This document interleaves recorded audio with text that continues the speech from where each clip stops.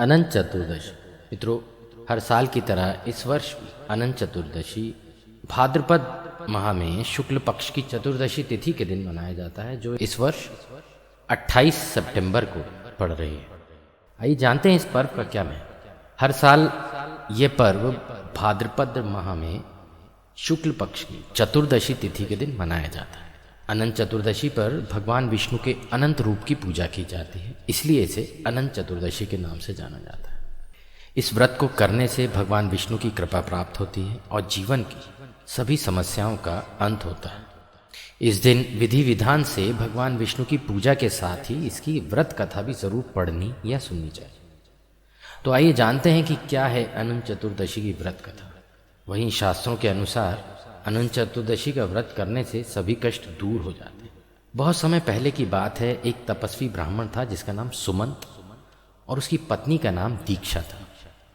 उनकी सुशीला नाम की एक सुंदर और धर्मपरायण कन्या थी। जब सुशीला कुछ बड़ी हुई तो उसकी माँ दीक्षा की मृत्यु हो गई। तब उसके पिता सुमंत ने कर्कशा नाम की स्त्री से विवाह कर लिया। कुछ समय बाद ब्राह्मण सुमंत ने अपनी पुत्री सुशीला का विवाह ऋषि कौंडिन्य के साथ करा। विवाह में कर्कशा ने विदाई के समय अपने जवाई को ईंट और पत्थर के टुकड़े बांधकर दे दिए। ऋषि कौंडिन्य को यह व्यवहार बहुत बुरा लगा। वे दुखी मन के साथ अपनी पत्नी सुशीला को विदा कर अपने साथ लेकर चल दिए। चलते चलते संध्या का समय हो गया था। तब वहीं सुशीला ने देखा कि नदी के तट पर सुंदर वस्त्र धारण करके स्त्रियां किसी देवता की पूजन कर रही हैं। सुशीला ने जिज्ञासावश उनसे पूछा तो उन्होंने अनंत व्रत की महत्ता सुनाई।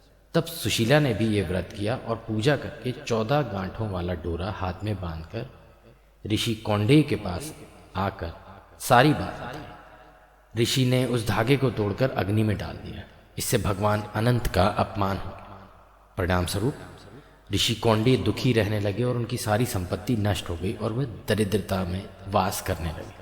एक दिन उन्होंने अपनी पत्नी से कारण पूछा तो सुशीला ने दुख का कारण बताते हुए कहा कि आपने अनंत भगवान का डोरा जलाया। इसके बाद ऋषि कौंडिन्य को बहुत पश्चाताप हुआ और वे अनंत डोरे को प्राप्त करने के लिए वन चले गए। वन में कई दिनों तक ऐसे ही भटकने के बाद वे एक दिन भूमि पर गिर पड़े। तब भगवान अनंत ने उन्हें दर्शन दिए और कहा कि तुमने मेरा अपमान किया, जिसके कारण तुम्हें इतना कष्ट उठाना पड़ा, लेकिन अब तुमने पश्चाताप कर लिया है तो मैं प्रसन्न हूँ और तुम घर जाकर अनंत व्रत को विधि पूर्वक करो। 14 वर्ष तक व्रत करने से तुम्हारे सारे कष्ट दूर हो जाएंगे और तुम दोबारा संपन्न हो जाओगे।